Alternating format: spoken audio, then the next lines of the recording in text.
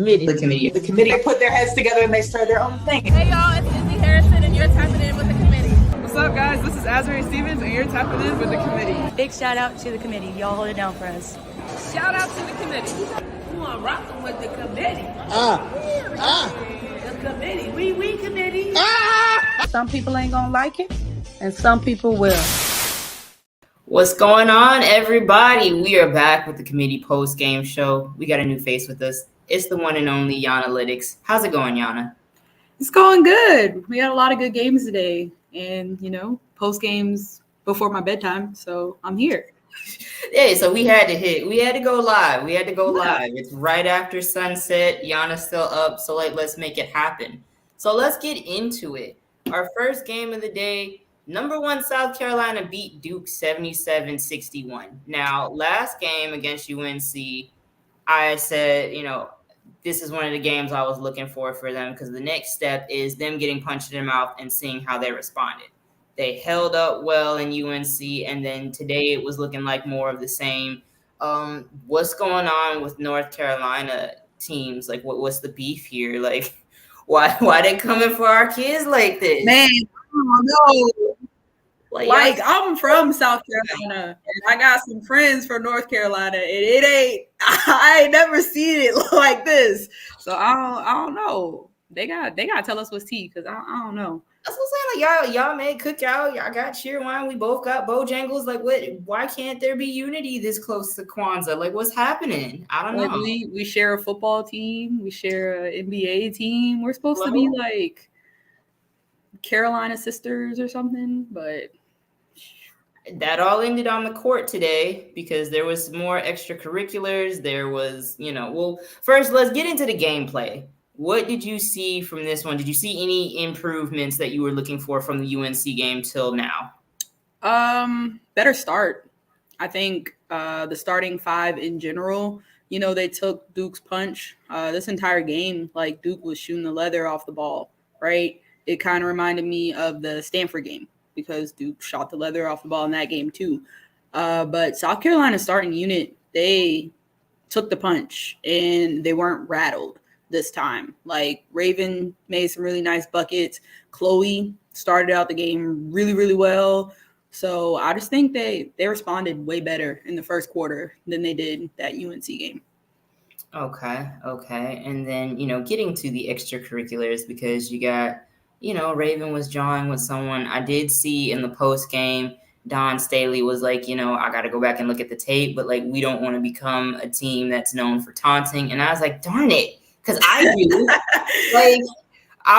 Let's get a balance. Like, it has to be like a balance, though. Like, you can talk your trash, but I think Ravens one was like at a terrible moment because Duke had already gotten the tech. So it was just like, it's over. Like, Duke already got the tech, move on. And then she kind of like, I don't know if somebody on the Duke sideline said something to her, but it kind of looks like she like makes a U-turn and goes to the bench to like say whatever she got to say. And then it's like, all right, give her a tech too. So like maybe just timing wise, but I love the spiciness. Because I had these thoughts, like, remember last year when Sonya Morris pulls up on Haley Van Lith and like basically says, like, you do that again, like, we're gonna have a problem. But it's like, the game is over. So to me, I get it. Like, you said something now, I'm addressing it now. Let's escalate. Let's elevate this. But I understand I love it because they're backing it up too, right? Like, if you want to talk back, like the prior team, they weren't really a bunch of trash talkers. They heard the noise and they'll smile at you and then they'll proceed to, beat you by 20. This team, they gonna respond and then still like beat you by double digits. But it's like, I'm gonna respond. I'm not finna let you just do whatever you want to do. So I like that they respond. Like, Chloe was like, who is this girl? She's not even good. Why is she talking? like what? I love it. I love that edge because, I appreciated the maturity and the consistency of the old team. And I understood why they did what they did because they like faced a tremendous amount of like off the court nonsense and constantly had to deal with it. So I always applaud them for showing that restraint and absolutely understand it, But with this team, like, I enjoy it. I enjoyed both. I enjoy the outcomes more than anything, but I do like that edge. Like, hey, y'all think y'all about to try us now? Guess again, we ain't having that. And I think it drives their energy. Like when they get going and that back and forth starts happening, it makes them lock in a little bit more. They get a little bit more aggressive defensively. They rebound better. I want to say the second and the fourth quarters were South Carolina's best defensive quarters in that game. They held them to I want to say 9 points apiece in each quarter, and that was the difference maker. And that's when they really locked in, had the chatter going, and they were like, "All right, we finna lock y'all up. You talking too much now. You talking too much." And that's the thing. You got to be able to hone it in. It can't be all willy-nilly to where y'all are just out there dancing in people's faces and giving up fast break layups while you're celebrating. So it was like that in the third quarter. So it was getting a little dicey in the third quarter. Listen. Okay, so then that's the next step. Because Dawn had to pull Chloe out. I was watching it. I was like, "Whoa, Chloe, calm down. Whoa, relax." Chloe started going between the legs, step back, and I was like, "Ooh." And one time, nah, cook them, do that, cuz. So that's the next step. As long as they keep using it to fuel them and it's not to their detriment, then it definitely can be a plus, and that can be our edge. I'm with it. It's a bunch of mad kikis. Yes. You're taking it back to the mad kiki era. And we've said, even with the last team, I think a lot of South Carolina fans used to be like, we need a mad kiki, right? Everybody was looking for somebody to bring that type of energy. And this team got a lot of them. They have a ton. So, and I was saying last post game show, my favorite part of the whole Ashlyn, Deja, Camilla thing is how Camilla went from peacemaker to turn up. She was like, Ashlyn, no, don't do it, girl, bye. And I was like, okay, hey, look. Hey, this is where we are. Right? Because even then, though, Raven kind of did the same thing. Raven broke, I don't want to say broke it up, but she kind of went over there to get Chloe. Chloe was, walked away. It's no big deal. And then they're technical foul on number 25. And I was like, did they say 25? What happened? And then they go to the sideline and show us. And I'm like, oh, Raven turned back around. It was nope.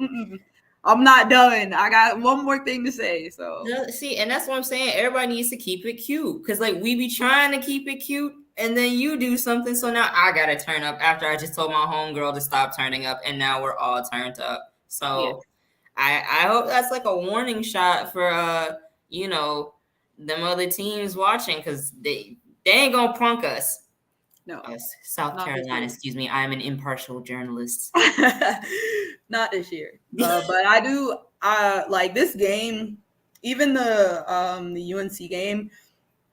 There's a lot of things that South Carolina still has to work on, though. 20 turnovers is no bueno. Honestly, if South Carolina, at a point in the game, they had more turnovers than field goal attempts, but it was still a close game. I think that at that point they were shooting at 70% from the field. So they were pretty much making almost every shot that they took, but they were just turning the ball over so much.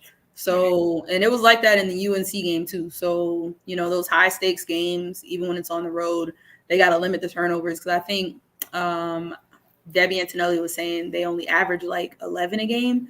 So to have 11 by halftime, that's not fun. So they definitely need to clean that up.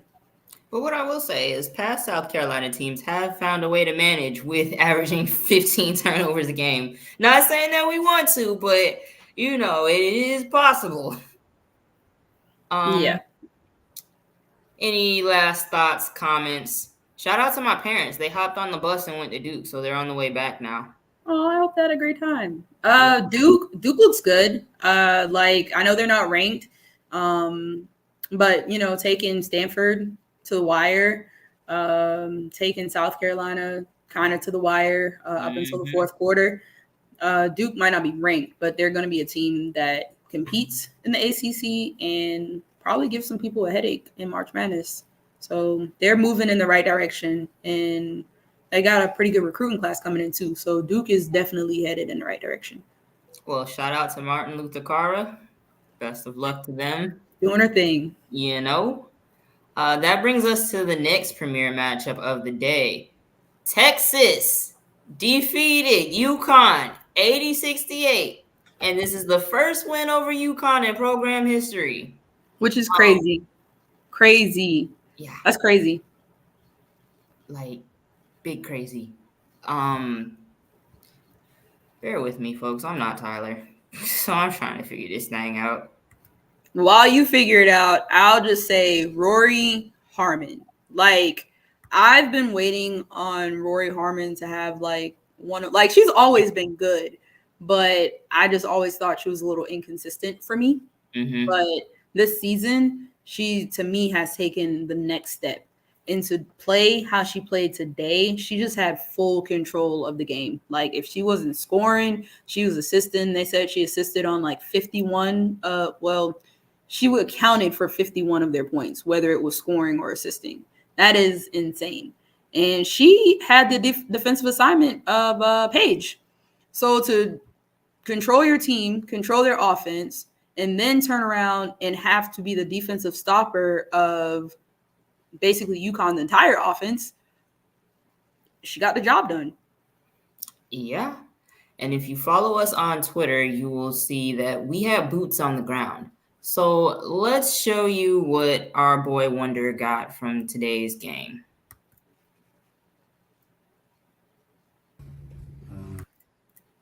What's up, everyone? Tyler Luca here in Austin, where I'm wrapping up the coverage on number 10 Texas's 80-68 victory over number 11 UConn. And coming into this game, my eyes were on the star guards, Rori Harmon and Paige Beckers. And Rori Harmon absolutely won the day. Gino Auriemma even called her the best player that they've played on either side of the ball so far this season. I delivered that message to Rori in the post game. Here's what she had to say. Well, that means a lot coming from him to start that off. But honestly, without the teammates and how we punched first and just executing that scout and Coach Schaefer knowing exactly what to do, every time I came down the court, he was ready with something. That's how we won the game, and I'm just happy to be in this atmosphere right now, and I just want to say thank you to the fans. There's 11,000, so that just means a lot. We take that personal, and so thank you guys. Gino Auriemma also had some comments on the play of his own star guard, Paige Beckers, who he said might be a little bit rusty, but ultimately he was not impressed with her play today. That's not that's not her game. That's not who she is. So, yeah, I'm chalking it up to she's still rusty. But yeah, no, today she was not good. All right, y'all, that's going to do it for me here in Austin. A huge win for Texas to build off of. I'm excited to see how they do that going forward. And for us, the committee, make sure you stay tapped in. Subscribe, follow on Twitter, do all of that so you don't miss any further boots on. All right. Thank you, Deuce. That's concerning. Because, first off, him saying best player they've played on both sides of the ball when they've played Aaliyah Boston, that's interesting, but I'm not going to nitpick and go there. Was he talking about the entire game, or was it just this season, though? I mean, for the sake of my agenda, my anti-Luigi agenda. Oh, okay. Keep going then. I'll expand it out to do what I need to do to get some hate off. But no, the Paige thing, because there were times tonight when it's like Paige will be in the game. Oh, he did say this is okay. Excuse me, nasty rumor. But like, they'll be in the game, and it's like they forget they can do things. Like, hey, you could drive to the basket. You know how to do that. You could take this shot. You know how to do that. Or, because it's like there was one play they came down and it's like all these people in the paint and it's all bunched up and whoever had the ball was still looking for Paige and like trying to force it in and got it to her. But it's just like, pull it out and set something up. Like, why are y'all so panicked and so like confused when she's in the game? Yeah, I think we all mentioned that at probably the same time on Twitter. But yeah, I don't know what the game plan is going into games. I don't know if that is the game plan to try to get like your best player the best shot every time. But it does seem like when Paige is in, everybody's role shrinks. And it's like, how can we give Paige the best look? And so even when they have, like, to me, sometimes a clear drive where they can kind of like rip through and attack the middle or something, they're looking to pass it off to Paige because she's coming off of a screen or something like that. And when she was out, they all played more freely. Like, you had KK attacking the rim. Aaliyah was taking the little mid-range jump shots. Ashlyn Shade played a great game. She's probably the only one that plays a little freely when Paige is in. Everyone else, not so much. But she played well. And that unit, that 5 they had when Paige was out, was the one that got them back into the game. And so I don't know what they can do moving forward, but they got to find a balance, because when Paige is in, if everyone is being aggressive and if everyone is a threat, then it makes Paige's job easier. But if everyone's afraid to do anything when she's in the game, Paige's job becomes way harder. And that's how we get to the whole usage issue where, oh, I don't like how we look, even though we're up 11 with, 2 minutes left. So it's just really weird how it's just 2 separate teams, but like on the court at the same time. So yeah, I would play the freshmen more. Like, I like what I see from the freshman class. They're unafraid. And that's like the freshmen of all the freshmen, all the 2023 freshmen are unafraid of the moment, and they come in, they play hard, they bring energy. I would probably try more. Like, I would give the freshmen more minutes. Shade, KK Arnold. I didn't think we saw Cadence until later in the game, and I thought she should have gotten a lot more minutes. I think Ice Brady has played well too. I think, like, they got to play more. They give a whole lot more sometimes than what the vets are giving right now.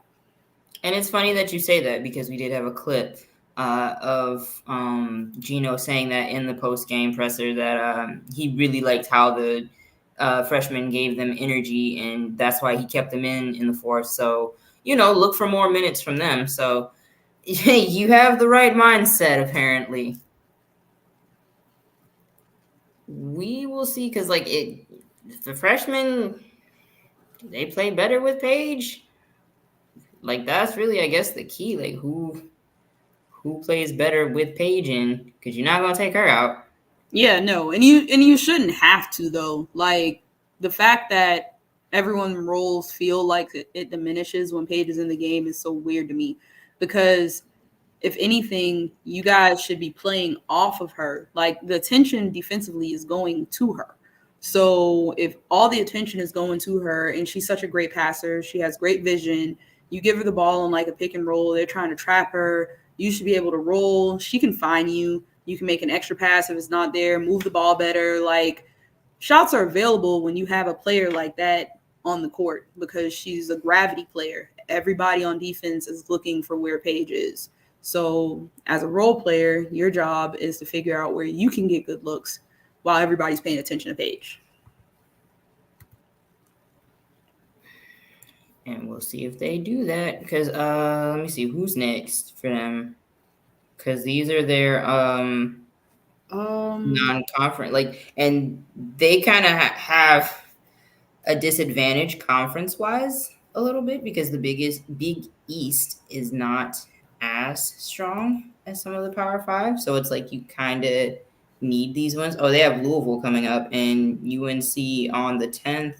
Mm-hmm. And Louisville on the 16th. So North Carolina better give them the same effort they gave them. I want to see the shoving. I want to see the extracurriculars. I want to see all of that. Where's the game at? The North Carolina game? In Uncasville at Mohegan Sun. Oh, okay. Yeah, UNC probably won't give all that energy. I think the fans kind of gave them that energy. But find it. Pack it up. Honestly, I'm a little worried. I'm a little worried for UConn. I ain't even gonna lie. Like, with the conference that they have, it's really good that Marquette's been playing really well. Creighton's been playing really well. Creighton's not ranked, but Creighton's always in the conversation of being ranked. So those, to me, are probably going to be UConn's best wins in the conference. It's not going to be easy. Marquette's been playing like really physical defense. And they like Marquette's a scrappy team, and they usually play UConn tough, so it's not going to be easy. But those are going to be their best wins. And outside of UNC, Louisville, Notre Dame, and South Carolina left on their non-con, to me, they have to win 2 of those. And honestly, one of the 2 has to be Notre Dame or South Carolina. Like, they have to, because I low-key feel like UConn is slowly teetering off that 4th seed line. You're Like, saying. if they don't get some big wins soon and their conference is like not as strong, because that we've always talked about it. UConn's schedule's tough in the non-con because they know their conference isn't as strong. And so when in the previous years, they've built up their strength of schedule and their RPI by winning those big non-conference games. They haven't won one yet. They beat Maryland, but Maryland is turning out to be an okay win versus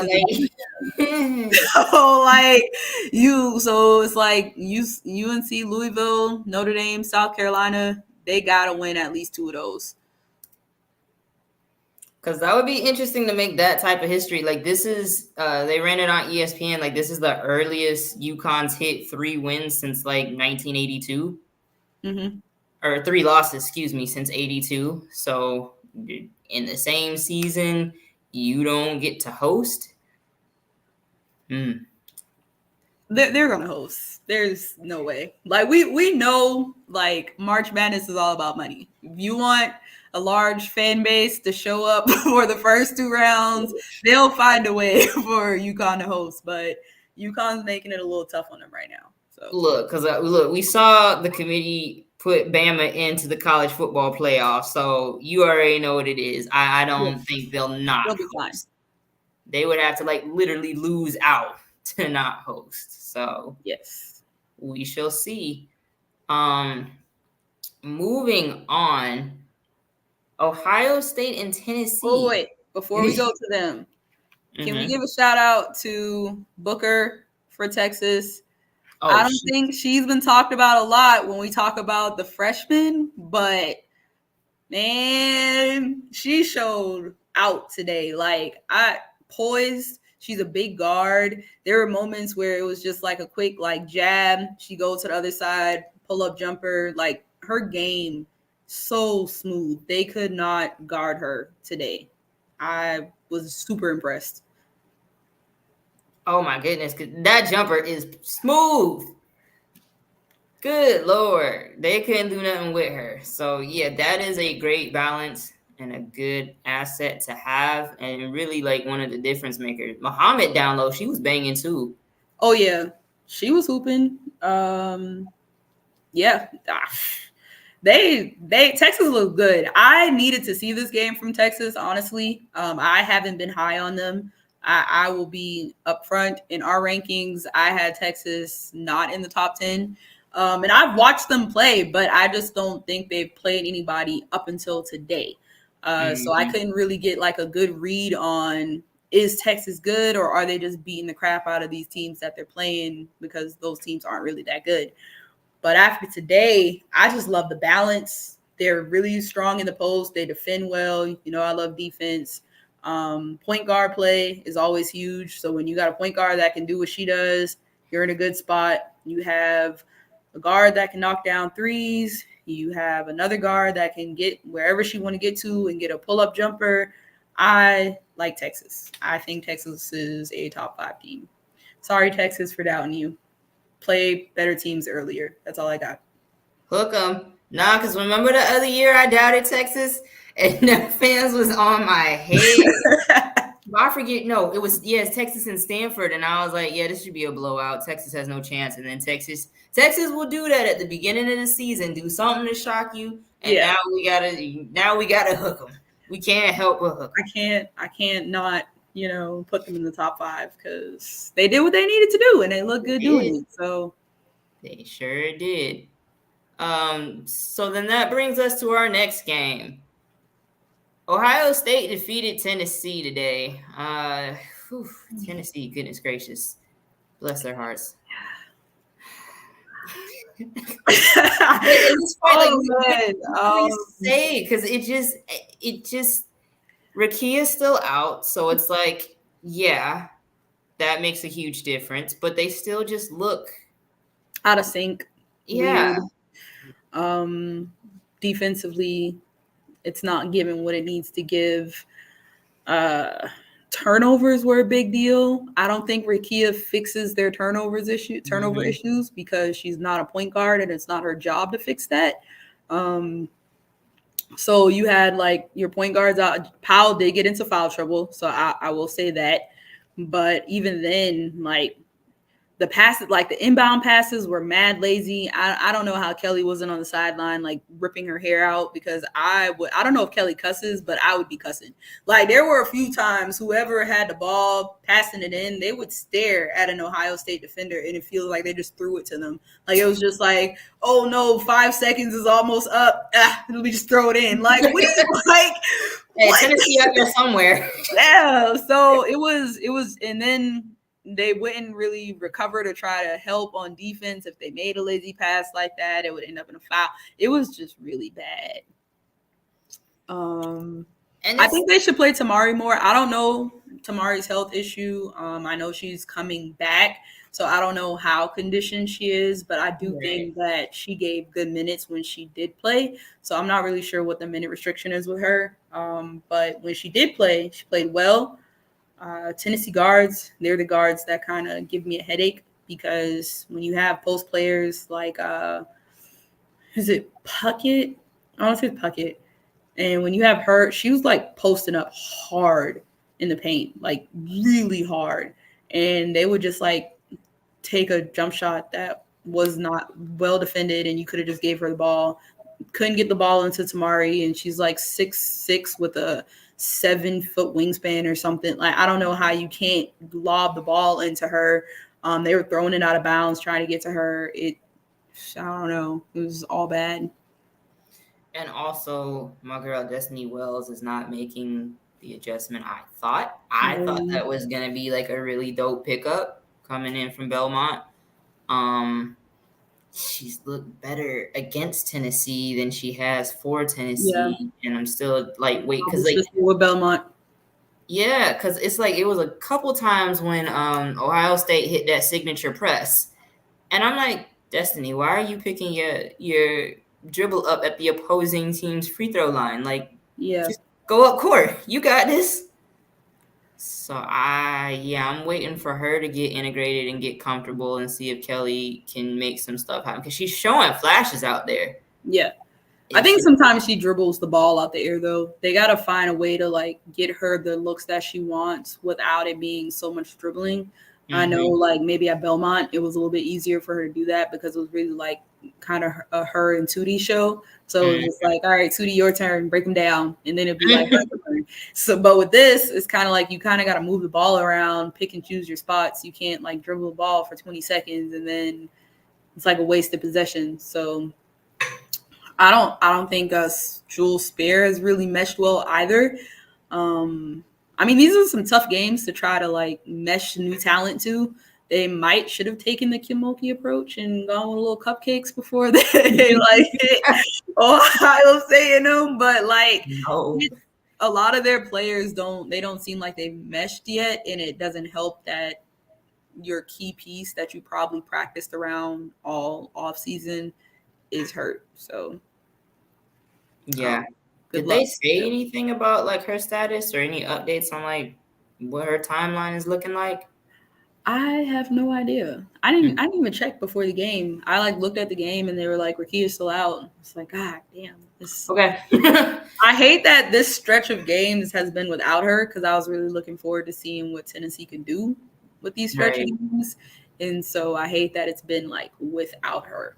But I don't think she helps them win this game today. I think she probably would have helped them in the Notre Dame game. But this game, they couldn't even get the ball past half court half of the time. So I don't think Rakia fixes that. Well, maybe if she takes like maybe one of Powell's fouls, I don't know, man. I don't know, because it's getting a little dicey in Rocky Top. Yeah, I mean, shout out to the fans, man. They still pull up. They still support. I think Tennessee's like still top 5 in fan support as far as like attendance goes every season. That So song is heater. Like Rocky Top is a fire song. Like I would pull up for that too.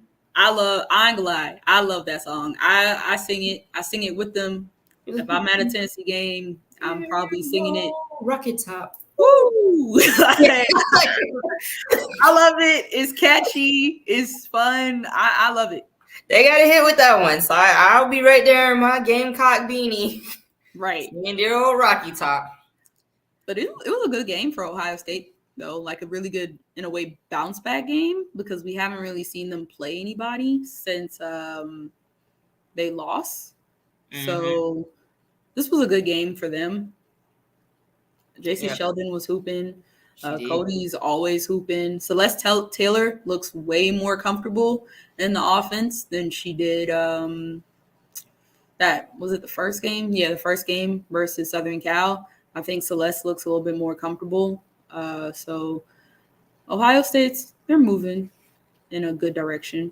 Yeah, you have 4 out of 5 starters in double figures. Cody led the way with 19 and 7. Where is Brandon? Because I cannot pronounce not Genestadi's name for the life of me. Like I kept hearing it. I tried to say it, not Genestadi. Yeah, but it's not Genestadi. Like that's anyway. She had 18. Sheldon had 13, 7 rebounds.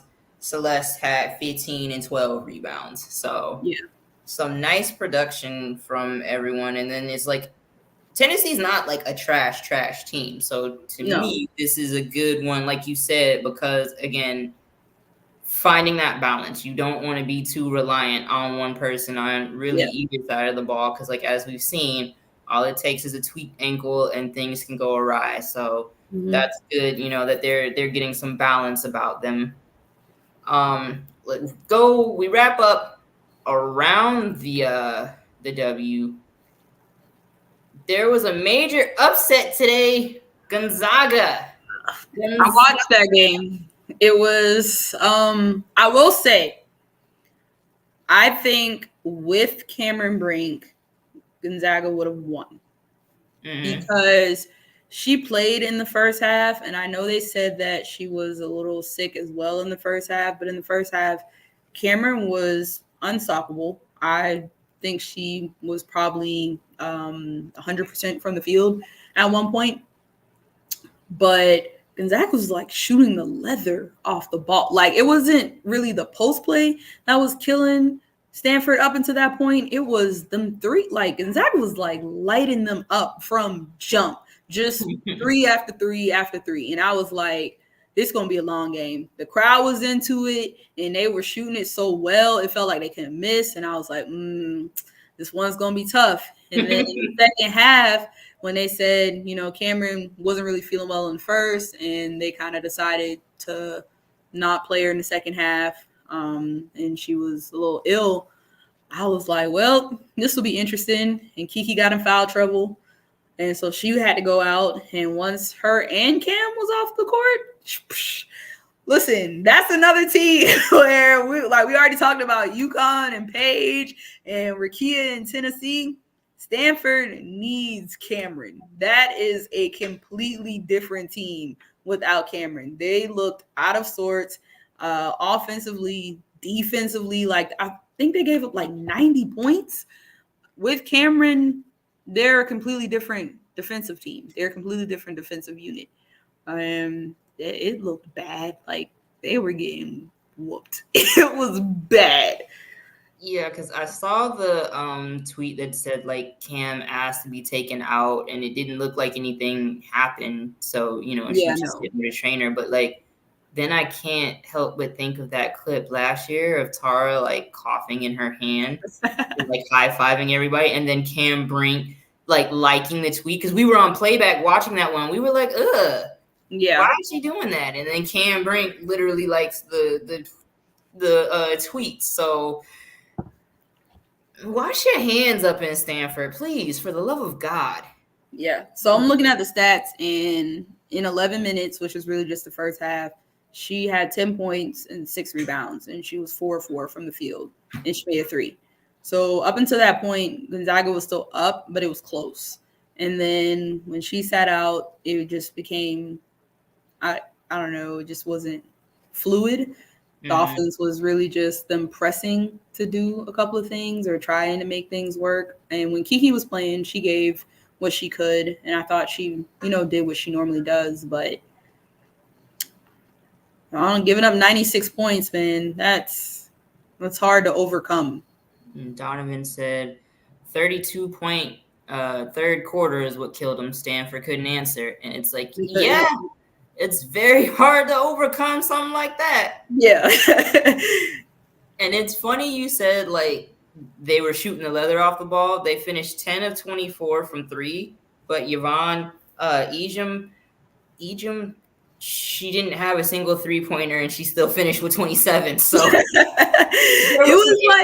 it just felt like they couldn't miss, man. Like they'd make an extra pass and it end up in a layup, or the mid range was money. Everything was just money. I felt like they weren't missing, and the crowd would let you know it because the crowd was insane. Like, I loved their crowd. The crowd was into it. Wouldn't shut up. I think Stanford was rattled. They were really rattled. All right, and then around the league, you had UCLA defeated Arkansas 81-66. Cooked them.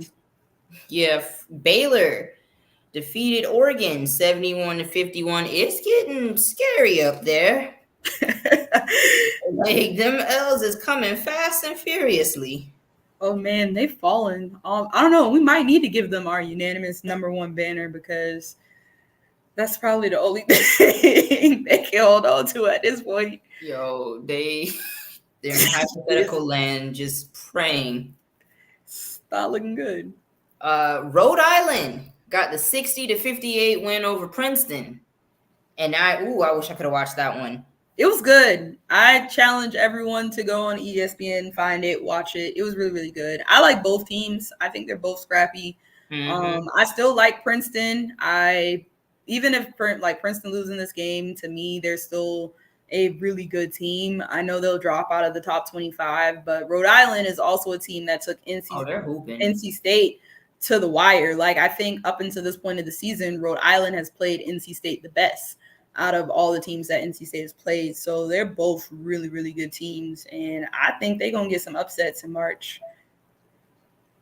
Yeah, a number of our colleagues on the committee have said if Rhode Island keeps this play up, it could be an upset in the first round. Hey, they might host instead of UConn.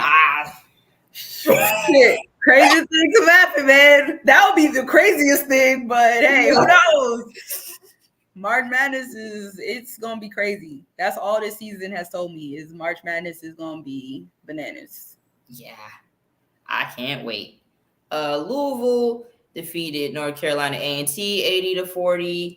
NC State beat Illinois State 79-61. Florida State beat Kent State 76-49. Hey, that's a pretty good win, because Kent State was giving it to LSU. Like, they was putting that ball in the yeah. Mississippi State got upended by Chattanooga 59-53. SEC's been down bad, man. Like, Ole Miss lost yesterday to Southern Miss. So that's who it was, because I was like, something else just happened. Mississippi what's going on in the SIP? I don't know. It's looking like Ole Miss versus Mississippi State gonna be the battle of the mids. I don't know at this point. Like, I need them to pick it up. I have high faith in both will had. I'm a little disappointed in them right now, but okay. Marquette got the win over Penn 87-52, and then USC California defeated San Diego 89-58. How many did Juju have? I know Juju had 30. Ooh. Yeah. 11 of 25 shooting, 6 of 6 from the free throw line. Golly. 2 of 7 from 3. 38 rebounds and 5 assists. Marshall had 4 blocks. Watkins had 2 steals. Yeah, they hooping. I gotta figure something out because I want to go to that USC UCLA game. I'm sorry. It's exciting because that's literally the first game of their conference for them, for both of them. Like, if I remember correctly, they play each other first. And I was like, man, that's going to be a fun one. Yeah, December 30th, USC at UCLA. I hope they put it on ESPN, but I might have to sign up for Pac-12 by then so I can watch it. I'm going to have to go to the next one. I'm not going, but I want to plan to go, even though that's not a quick trip, but that's going to be live. Yeah. Let me get some points together. We have a question from the audience. Who is our top 3? Dylon.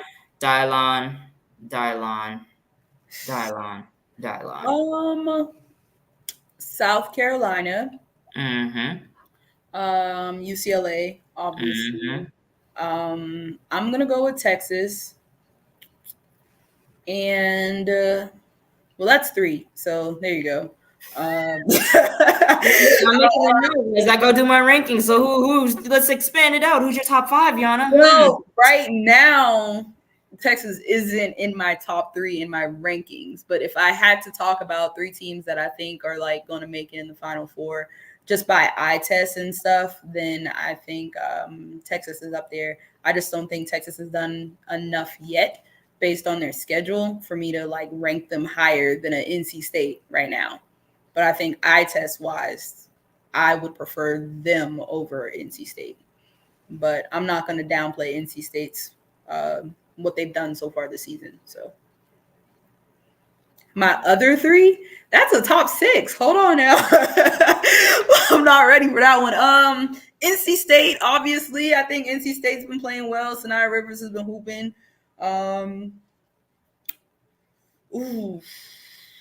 LSU, I think they have a lot of star power, and if they can get it together, they become the team we saw beat up on Virginia Tech. I'm kind of torn between USC and Iowa on the last one. I'm torn between USC and Iowa. USC Southern Cal, Southern Cal.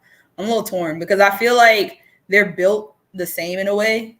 And so it's really just going to be like a battle of Caitlin and Juju, who goes off more. And Juju's very capable of matching Caitlin point for point. And that's where I think Rhea Marshall comes into play. And I think she's the better big in that matchup. So I'm a little torn between those 2. All right. And then just looking ahead, we got a slate full of, I guess we can call them tune-up games.